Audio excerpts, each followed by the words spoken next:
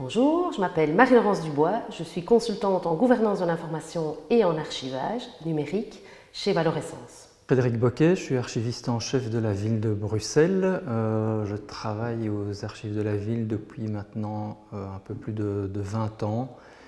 Et donc j'ai la responsabilité du service et du bâtiment qui abrite nos archives. Bonjour, je suis Else Vloer et je suis archiviste au Centre d'archives et de recherche pour l'histoire des femmes. C'est un centre basé à Bruxelles qui existe depuis 1995.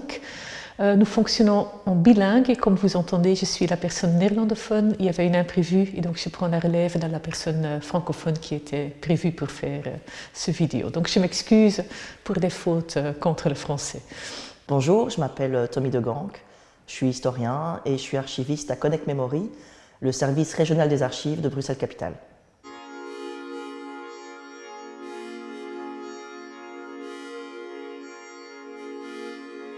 Alors là, on est royalement dans le cliché, le cliché problématique parce que c'est vrai que c'est l'image qu'on se fait souvent des archives. Or, justement, la bonne conservation des archives demande que les archives ne soient pas poussiéreuses.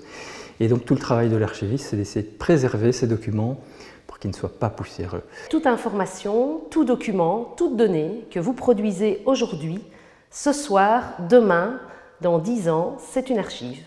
Et donc, c'est assurer la conservation des traces d'aujourd'hui pour raconter votre histoire ou l'histoire de nos sociétés demain. Certes, on conserve du papier, mais les archivistes sont aussi des gens un petit peu modernes, puisqu'on conserve également aujourd'hui des archives nativement électroniques, et donc qui sont complètement dématérialisées, qui peuvent se retrouver sur des supports divers et variés, clés USB, disques durs, CD, serveurs, etc. Eh bien, les archives sont vivantes, elles sont une source d'histoire. Et évidemment, c'est quelque chose qu'on ne voit pas beaucoup et je pense que c'est sans doute pour ça qu'elles sont méconnues. Elles peuvent être prises pour acquis. Elles font partie quelque part des infrastructures historiques. Ce sont des sources utilisées par toute une série d'acteurs et d'actrices de notre société qui participent à notre vie quotidienne en réalité. Donc par exemple, les journalistes, quand vous allez voir des expositions, quand vous lisez des livres, il faut savoir qu'on reçoit énormément de personnes différentes qui vont aller fouiller dans les archives pour comprendre notre passé. Et donc, en ce sens-là, elles sont très vivantes et elles nous font vivre des émotions aussi au quotidien. Je pense que tout le monde peut-être a déjà eu des moments dans l'histoire de la famille où on touche à des écritures, des archives qui vous replongent dans un passé que vous ne connaissez pas toujours. J'ai eu quelques moments comme ça et on a toujours des émotions qui vont avec. Moi, j'invite tout un chacun à vraiment découvrir ce qu'il y a dans ces archives communales, régionales, nationales, à poser des questions, à envoyer des mails. Il ne faut vraiment pas vous gêner, on est là pour vous. Donc je pense que c'est important de le rappeler.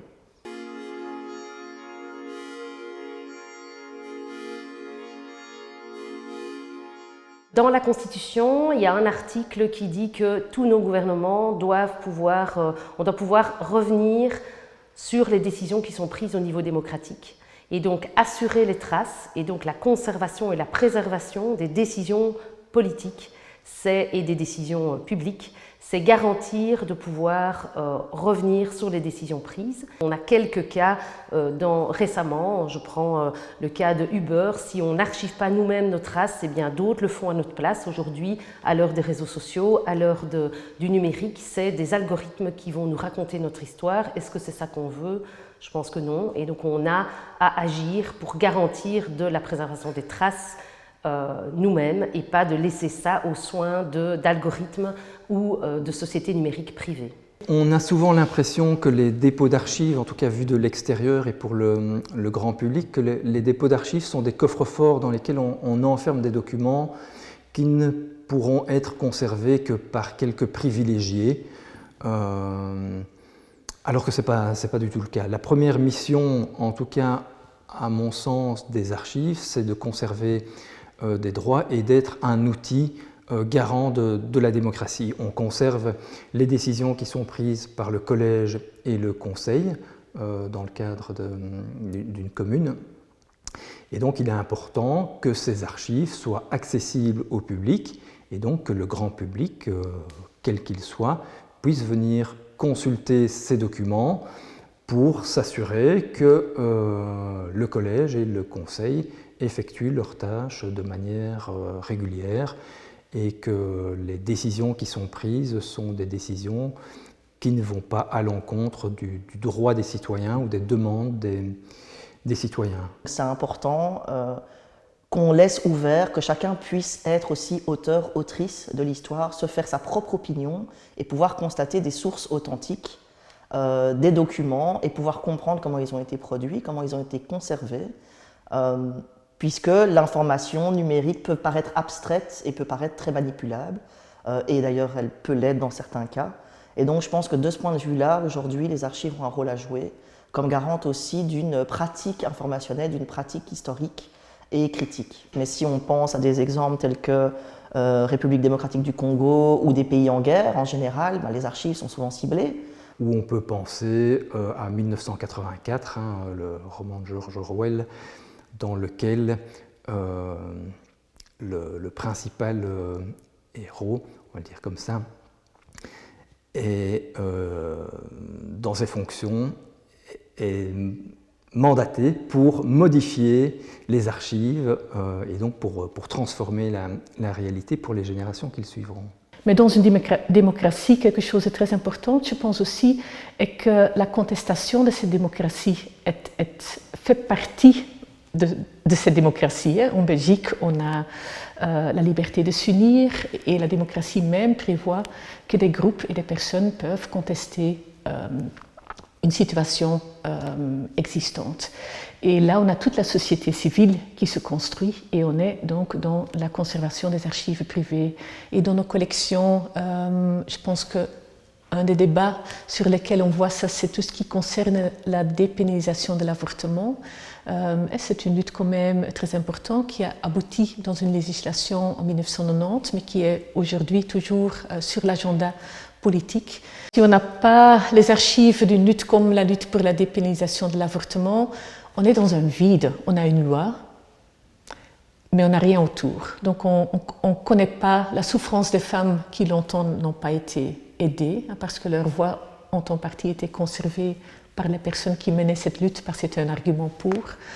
On ne connaît pas tout l'effort qui va dans la préparation d'une législation. On oublie qu'il y a une force dans la manière dont les citoyens peuvent se réunir, les alliances qu'on peut construire, l'importance d'aller dans la rue quand quelque chose passe mal, d'avoir des manifestations. Donc on perd quand même beaucoup sur la force que les citoyens peuvent créer pour changer quelque chose dans la société. On n'a que le résultat final, cette loi. L'existence d'un centre comme le CARIF, et la même chose se passe dans d'autres centres avec leurs producteurs et productrices d'archives, mais l'importance d'un centre comme le CARIF, c'est aussi une reconnaissance de l'importance de cette lutte pour la société en Belgique.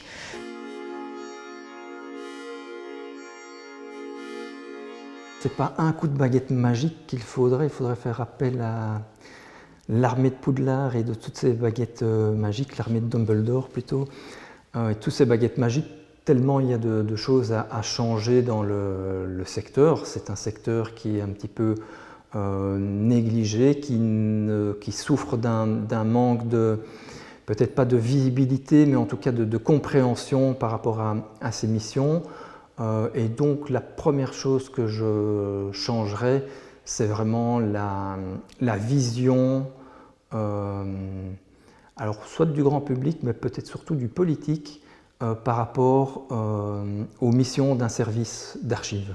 Et donc que le monde politique se rende compte de l'importance de la conservation des archives, mais aussi de la difficulté de les conserver de manière satisfaisante, avec des moyens budgétaires et humains qui sont suffisants, ce qui est très rarement le cas dans notre pays.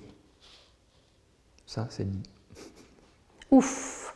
Il y a plein de choses qu'on voudrait modifier, mais peut-être qu'on considère autrement l'archive, que ce n'est pas uniquement l'enjeu patrimonial, mais que c'est avant tout dès la production des documents et donc durant tout le cycle de vie, qu'il faut pouvoir garantir la préservation des informations engageantes pour l'entreprise ou pour nos organisations publiques, et donc que les politiques, mais aussi les responsables dans les organisations comprennent que le gestionnaire de l'information doit être présent dès la production des documents et pas en fin de cycle, c'est-à-dire en fin de cycle de vie, quand on ne sait plus quoi faire de ces archives. Je crains que je ne vais pas être très originale vis-à-vis de avec cette question.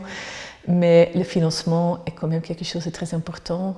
Tous les centres sont devant des grands défis au niveau de l'organisation des dépôts, mais surtout le nombre de personnes qu'on peut faire travailler sur les archives, faire un bon inventaire, assurer aussi qu'on est là pour les lecteurs, valoriser nos collections vis-à-vis d'un public plus large.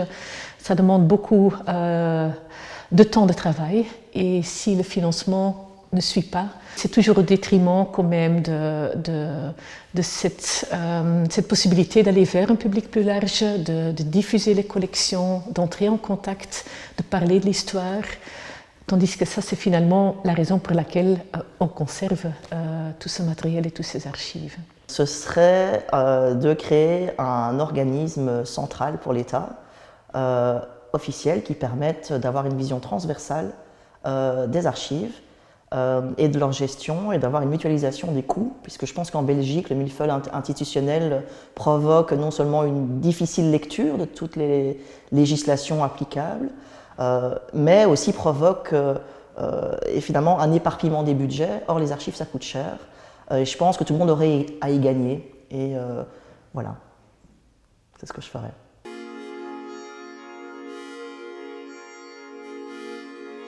Messieurs, mesdames les politiques, à tous les niveaux de pouvoir, engagez-vous à la préservation des données et des documents qui sont produits par vos institutions, tant vos cabinets ministériels que les administrations publiques. Aujourd'hui, il n'y a pas d'obligation publique pour un homme politique de verser obligatoirement ses archives. C'est considéré la plupart du temps comme des archives privées. Et donc, or, c'est tout à fait effectivement aberrant de se dire que nous élisons des gens qui doivent nous représenter et que dans une démocratie, évidemment, un ministre est bien là en place pour garantir l'intérêt public et l'intérêt général. Et donc nous souhaitons une loi qui rende obligatoire la version. On avance par étapes, il y a eu des avancées durant les dernières années sur la conscientisation des politiques à ce que ça ne pouvait plus arriver. Trump aux États-Unis, les archives nationales, quand Trump a eu terminé son mandat, ont intenté un procès parce que Donald Trump était parti avec des archives depuis la Maison-Blanche. Eh bien, dans nos pays, en Belgique en tous les cas, il est encore possible pour un ministre d'appuyer sur delete quand il quitte son cabinet ou de faire venir des camions qui vont déchiqueter l'ensemble de ses papiers. Donc ce qu'on aimerait pouvoir dire au monde politique sur le secteur, c'est d'abord prendre conscience de l'importance de ces archives, de ces documents, qu'on s'y intéresse et qu'on s'y intéresse véritablement en donnant les moyens de pouvoir les conserver, en se rendant compte aussi qu'en donnant les moyens aux services d'archives de conserver correctement ces archives et de pouvoir conserver la production documentaire de toute une institution, c'est aussi un gain de temps et donc d'argent, puisque des archives bien classées, bien rangées, c'est comme sur votre ordinateur, quand vous cherchez un fichier, si votre fichier, votre dossier est mal classé, vous allez perdre un temps fou à le retrouver. Vos archives, c'est exactement la même chose. Dans certains dépôts d'archives, si je prends le dépôt de la ville de Bruxelles, nous conservons actuellement pratiquement 30 km d'archives sur 2 dépôts. Et quand on fait le total de personnes qui travaillent dans ce dépôt, on est à 29 personnes. 29 personnes quand on compte toutes les équipes, aussi bien les équipes administratives du secrétariat que les équipes qui sont chargées de l'entretien, que des collègues qui sont chargés de la distribution des documents et les bibliothécaires documentalistes et les archivistes qui gèrent de manière scientifique les archives. 29 personnes pour 30 km d'archives, le compte est pratiquement vite fait, c'est une personne par kilomètre d'archives.